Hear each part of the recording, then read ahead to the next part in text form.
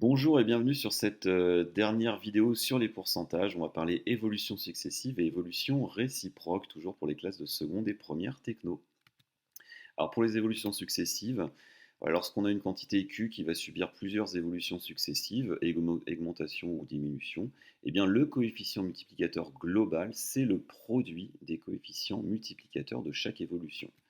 Un petit schéma, on a une quantité Q qui va passer ensuite à Q1 puis à Q2. On a les coefficients multiplicateurs de C1 et de C2 de nos deux évolutions. Et bien si je veux le coefficient multiplicateur global qui me permet de passer directement de Q à Q2, eh bien je vais multiplier les deux coefficients multiplicateurs que j'ai, C1 fois C2. Attention, il ne faut surtout pas additionner ou soustraire les pourcentages. Ça c'est très important, c'est-à-dire que si on a une hausse de 20%, et cette nouvelle quantité est augmentée encore de 10%, bah globalement, ça ne nous fait pas une augmentation de 30%. Voilà, très vigilant. Un petit exemple, durant le mois de juin, le baril de pétrogaz, c'est un carburant utilisé sur la planète P314, eh bien, il a augmenté de 20% en juillet et puis ensuite il a baissé. Et on voudrait savoir le pourcentage de baisse ou d'augmentation du baril de pétrogaz après ces deux évolutions.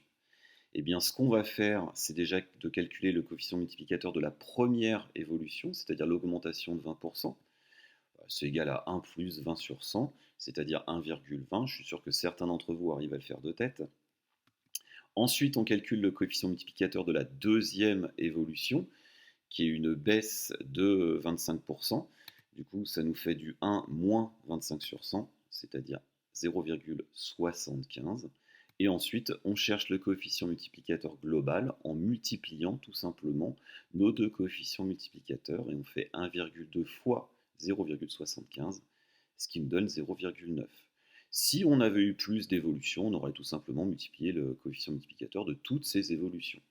Ensuite, on va interpréter le coefficient multiplicateur de 0,9, et bien là, on reconnaît le coefficient multiplicateur d'une baisse de 10%. C'est pour ça qu'il faut être bien à l'aise avec les coefficients multiplicateurs et puis arriver à tout de suite à déceler est-ce que c'est une baisse ou est-ce que c'est une hausse et de combien de pourcents.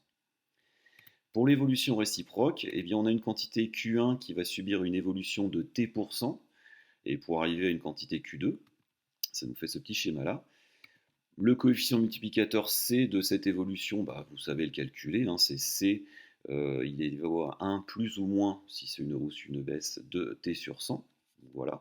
Et bien le coefficient multiplicateur réciproque, c'est-à-dire qui nous permet de passer de Q2 à Q1, c'est-à-dire de revenir globalement à notre état initial, eh bien il vaut 1 sur C, c'est-à-dire qu'on fait 1 divisé par le coefficient multiplicateur de notre évolution directe. Attention, l'évolution réciproque d'une hausse de 20%, ce n'est pas une baisse de 20%. Et on va le voir tout de suite à travers l'exemple, comme ça nous permettra de mettre aussi en pratique ça. Eh bien, on va chercher l'évolution réciproque de cette hausse de 20%. Donc on va calculer déjà le coefficient multiplicateur de cette hausse, 1 plus 20 sur 100, c'est-à-dire 1,20. Et on va calculer le coefficient multiplicateur réciproque qui nous permettrait de retourner à notre valeur initiale.